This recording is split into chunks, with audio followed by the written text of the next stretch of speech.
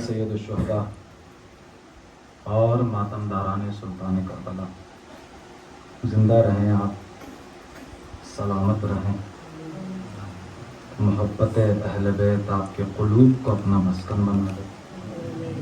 آپ کے جذبے کو ہمارا سلام، آپ کے حوصلے کو ہمارا سلام۔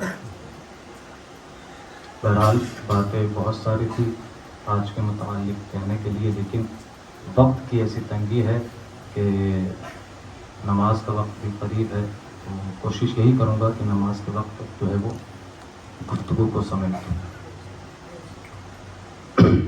اس لیے کہ جو 2 گھنٹہ 2.5 گھنٹہ انجمن میں اور حلقے میں کھڑا ہو کر ماتم کر سکتا ہے، اور وہ نوجوان اگر 15 منٹ مصلی پہ کھڑا نہیں ہو سکتا تو اسے عزادار کہلانے کا کوئی حق نہیں۔ وہ عزادار ہی کیا کہ جو ماتمی تو ہو لیکن نمازی نہ ہو، اور وہ نمازی ہی کیا کہ جو نماز تو پڑھے لیکن ماتم نہ کرے۔ بہرحال چونکہ آج کی گفتگو منسوب ہے مولا غازی ابوالفضل عباس علیہ الصلوۃ والسلام سے، لہٰذا اسی کو وقت دینے کے لیے بہت جلدی جو ہے وہ میں کوشش کروں گا کہ بات کو پہنچا دوں، تاکہ ایک مکمل خاکہ جو میرے ذہن میں ہے وہ باتیں پہنچ جائیں اور زیادہ وقت بھی نہ لگے۔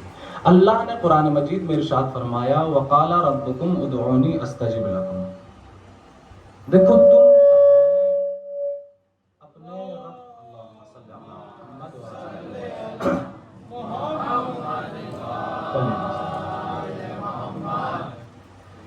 اللہم صلی علی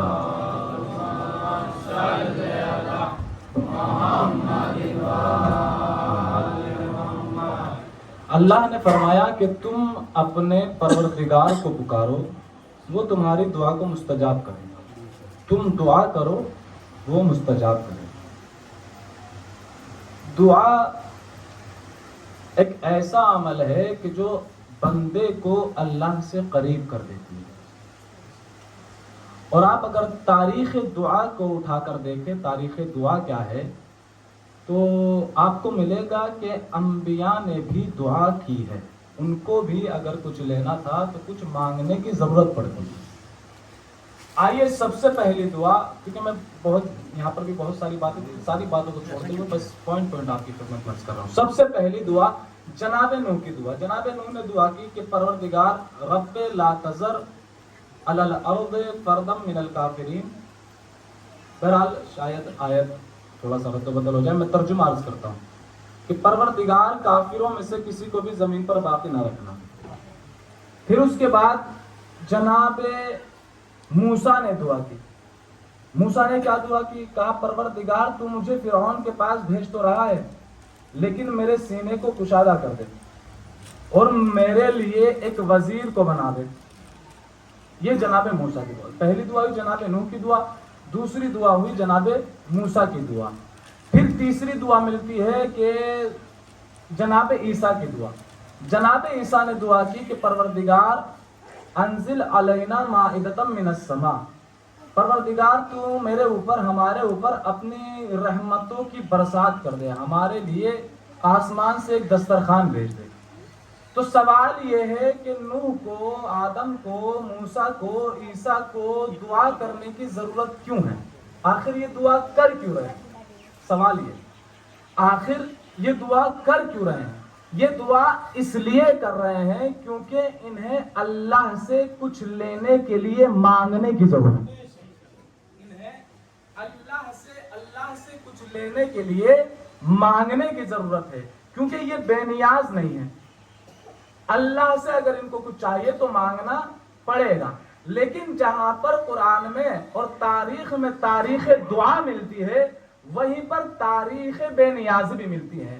اللہ نے کچھ شخصیتوں کو خلق کیا، اور خلق کرنے کے بعد وہ اللہ کے اتنے قریب ہو گئے کہ ان کو اللہ سے کچھ مانگنے کے، کچھ لینے کے لیے مانگنے کی ضرورت نہیں پڑتی تھی۔ ان میں سب سے پہلی شخصیت کا نام ہے حبیب کبریا محمد مصطفیٰ صلی اللہ علیہ وسلم.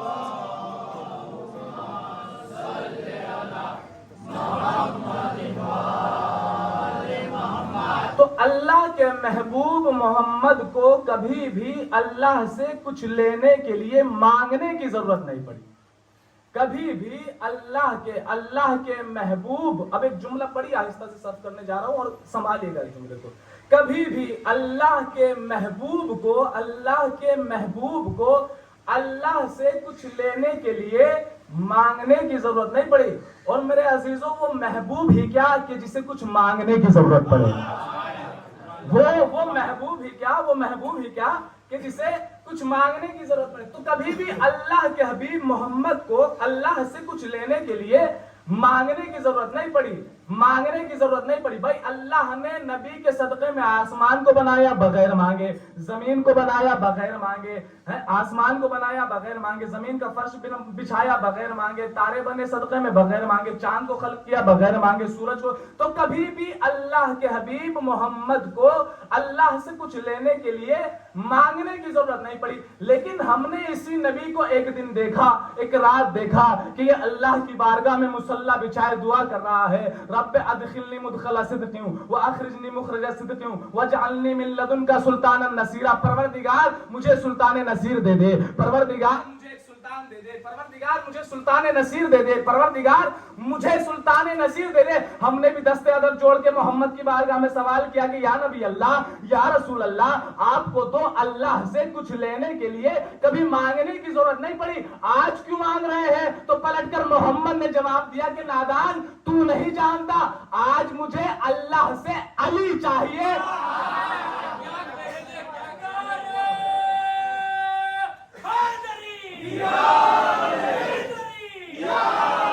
یا نبی اللہ، یا رسول اللہ، آپ کو تو اللہ سے کچھ لینے کے لیے مانگنے کی ضرورت نہیں پڑی، آج کیوں مانگ رہے؟ کہا نادان، تو نہیں جانتا، آج مجھے اللہ سے علی چاہیے، اور اللہ علی بغیر مانگے نہیں دے رہا.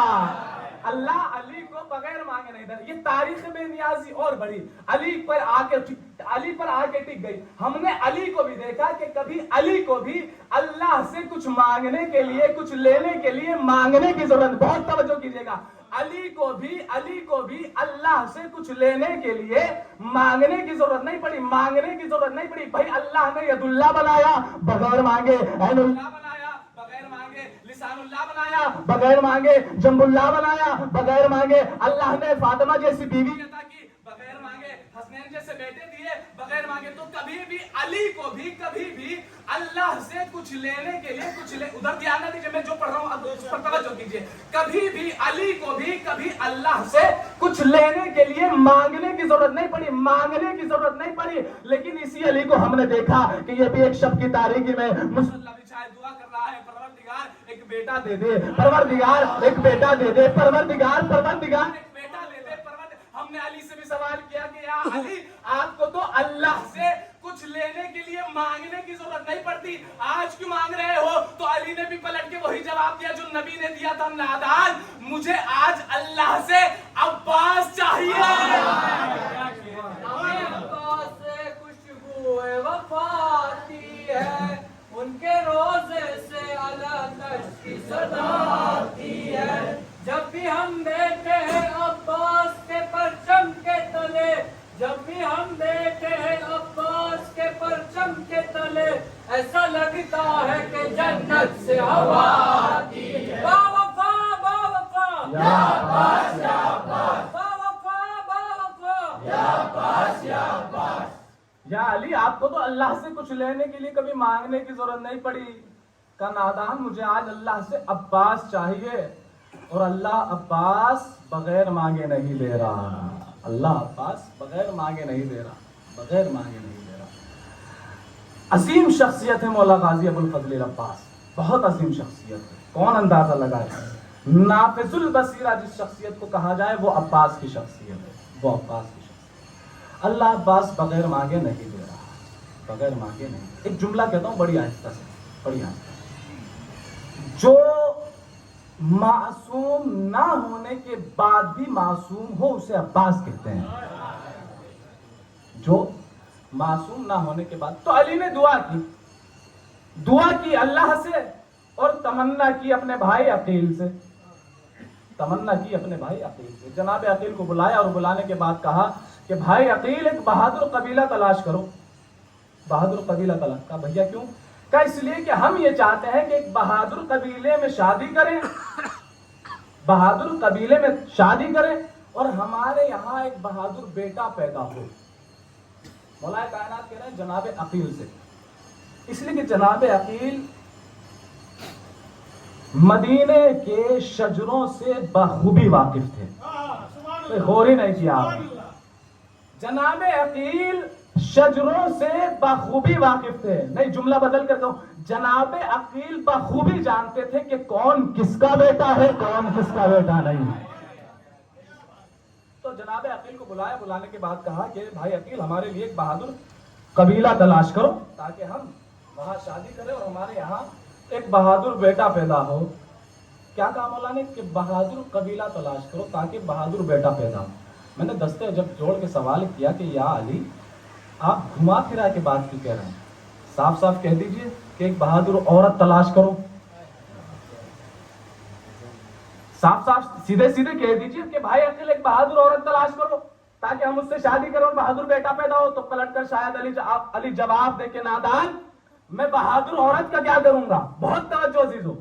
या अली आप घुमा फिरा के बात क्यों? साफ साफ कह दीजिए, सीधे सीधे कह दीजिए कि एक बहादुर औरत तलाश करो।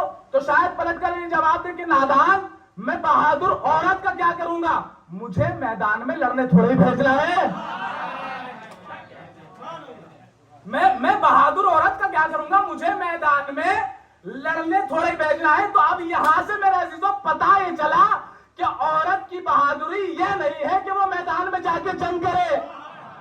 औरत की बहादुरी ये नहीं है कि वो मैदान में जाके जंग करे, बल्कि औरत की बहादुरी ये है कि अपनी आगोश में ऐसा बच्चा पाले कि जो कभी मैदान से न भागे।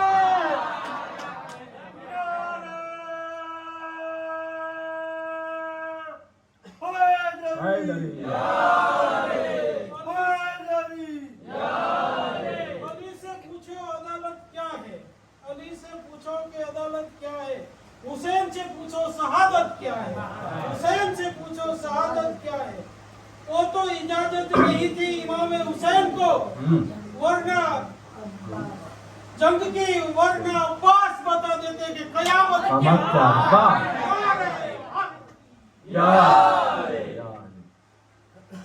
मैं बहादुर औरत, मुझे मैदान में लड़ने थोड़े भेजना है।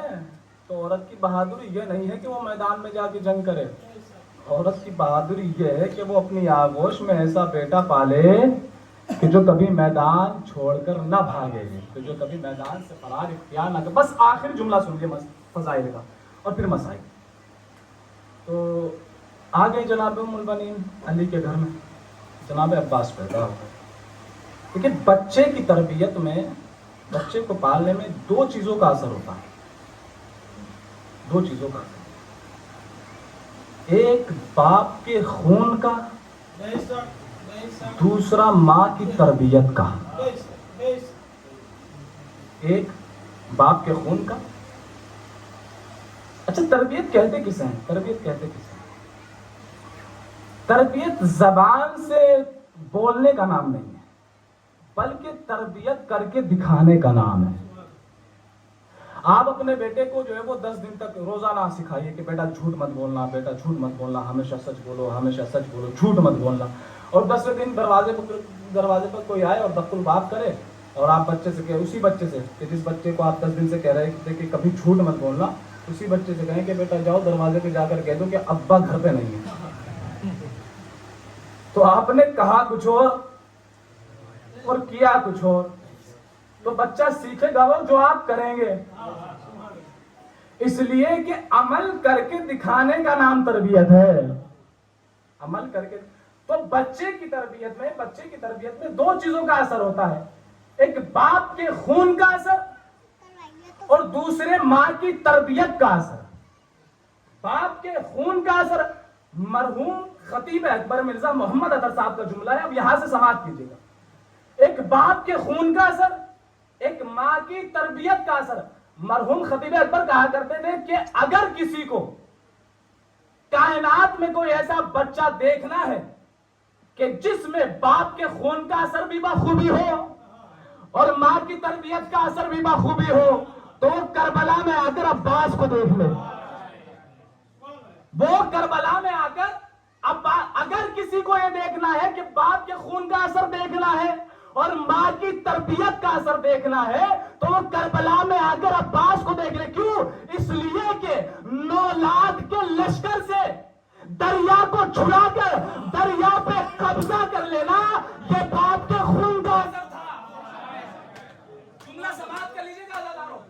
9 लाख के क्यों? इसलिए कि 9 लाख के लश्कर से दरिया को छुड़ाकर दरिया पे कब्जा कर लेना, ये बाप के खून का असर था। और 9 लाख के लश्कर से दरिया को छुड़ाकर उस पर कब्जा कर लेने के बाद दरिया से प्यासा वापस आ जाना, ये माँ की तरबियत का असर था। ये माँ की तरबियत का असर था। 9 लाख के लश्कर से छुड़ाकर उस पर कब्जा कर लेना, ये बाप के खून का असर। और कब्जा करने के बाद भी दरिया से वापस आ जाना, ये माँ की तरबियत का असर था। ये माँ की तरबियत का असर था। ये माँ ने ही तो सिखाया था अब्बास को कि बेटा सही है कि हुसैन तुम्हारा भाई है, लेकिन कभी भी अपनी जिंदगी में हुसैन को भाई न कहना, हमेशा आका कह के बुलाना।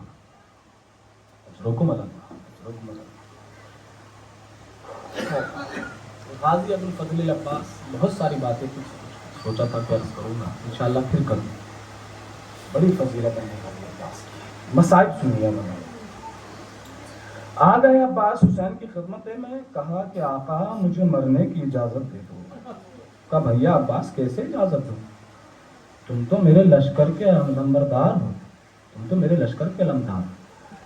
एक मरतबा अब्बास ने दाएं देखा बाएं देखा, काका अब वो लश्कर ही कहा कि जिसके मैं अलमदारी करता। अजरुकुम अल्लाह, अजरुकुम अल्लाह। भाई में गुफ्तगू हो रही थी। मुश्किल था कि हुसैन अब्बास को इजाजत दे। अब इस मुश्किल को कौन आसान करे। एक मर्तबा खैमों से आवाज आई, अल आताश अल आताश अल आताश। हुसैन के कानों में आवाज पहुंची, भैया अब्बास मरने की इजाजत तो नहीं है, हाँ बच्चों के लिए पानी का इंतजाम कर दो, पानी का इंतजाम। अब्बास ने मशके सकीना को लिया, मशके सकीना को लेकर चले। अब अब्बास सिर्फ और सिर्फ अब्बास का मकसद यह है कि किसी तरीके से पानी भरे और खैमों तक पानी पहुंच जाए, पानी किसी तरीके से खैमों तक पहुंच जाए। अज़ादारों अब्बास ये चाह रहे, अब्बास की आरज़ू ये है। अब्बास ने मशक को लिया और लेकर मैदान कारज़ार में पहुंचे, मैदान कारज़ार में पहुंचे। जंग करते करते कब्जा किया नहर पर और जाकर तराई पर कब्जा कर लिया। तारीख ही कहती है कि अब्बास ने मशकीज़े को भरा और एक मर्तबा चुल्लू में पानी लिया और अपने दहन के करीब लाए। फज़करा अतशल हुसैन, अब्बास को हुसैन की प्यास याद आ गई, अब्बास को सकीना की प्यास याद आ गई। एक मर्तबा उस पानी को दरिया पे वापस मारा और मश्क को लिया। अब खैमों की तरफ अब्बास चले हैं। तसव्वुर कीजिएगा अज़ादारों, बस 2 जुमले मसाइब के पढ़ना है और बात तमाम हो जाएगी।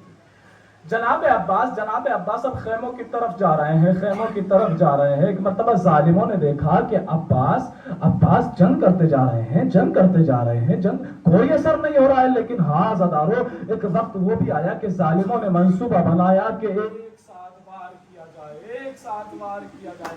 अज़ादारों तारीख ये कहती है कि एक जालिम ने वार किया तो अब्बास का दायां बाजू कलम हो गया, दायां बाजू कलम हो गया। अज़ादारों तारीख कहती है कि अब्बास ने अलम को बाएं हाथ में संभाल लिया। जब बाएं हाथ में संभाला, तारीख कहती है कि एक जालिम ने दूसरा वार किया तो अब्बास का बायां बाजू भी कलम हो गया, अब्बास का बायां बाजू भी कलम हो गया। अज़ादारों तारीख कहती है कि अब्बास के दोनों बाजू कलम हो गए। तसव्वुर कीजिएगा बराबर, दोनों बाजू कलम हो गए, लेकिन अब्बास की आस नहीं टूटी, अब्बास का हौसला नहीं टूटा। जालिम ये देख रहे थे कि हमने दोनों बाजू कलम करती है, लेकिन अब्बास की आस नहीं टूटी, अब्बास की आरज़ू नहीं टूटी, अब्बास का हौसला नहीं। एक मर्तबा जालिमों की निगाह अरे मश्क सकीना पर पड़ी, जैसे ही मश्क सकीना पर निगाह पड़ी, एक जालिम ने तीर को चिल्ले कमान पर चढ़ाया, मश्क सकीना का निशाना लिया। तारीख कहती है अरे जैसे ही अरे तीर मश्क सकीना पर लगा, अब्बास की आस बह गई।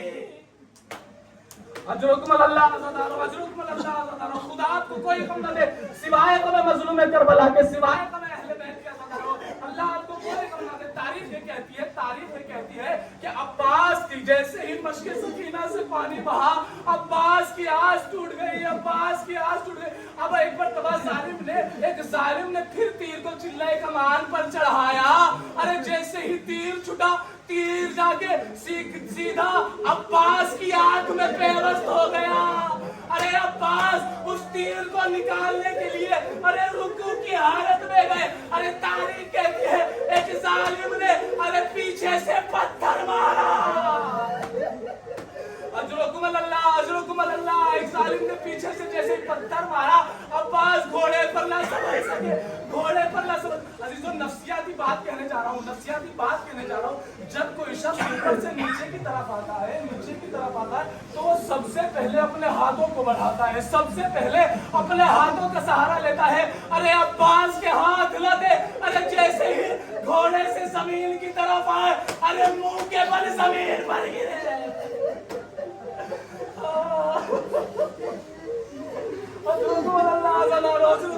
खुदा आपको कोई गम न दे सिवाय गम मजलूम करबला के। लो अज़ादारो, हुसैन अब्बास के करीब पहुंचे, जाकर देखा भैया अब्बास, अरे हुसैन आया है, भैया अब्बास हुसैन आया है। एक मर्तबा तारीख ये कहती है कि अब्बास का सर हुसैन ने अपनी आगोश में रखा। अब्बास कहते हैं कि आका जब मैं पैदा हुआ था तो अम्मा ने बताया था कि मैंने सबसे पहले आपके चेहरे की जियारत की थी, आपके चेहरे की। लेकिन आज आखिरी वक्त है, चाहता ये हूँ कि आज भी आपके चेहरे की जियारत कर लूं, लेकिन मैं क्या करूँ आका। अरे मेरी एक आंख में तीर लगा है, एक आंख में खून जमा। आका अगर सहमत ना हो तो मेरी आंख से तीर को निकाल दो। अरे एक मर्तबा अब्बास कहते हैं कि आका अरे मैं ये भी सहमत ना देता अगर मेरे हाथ सलामत होते।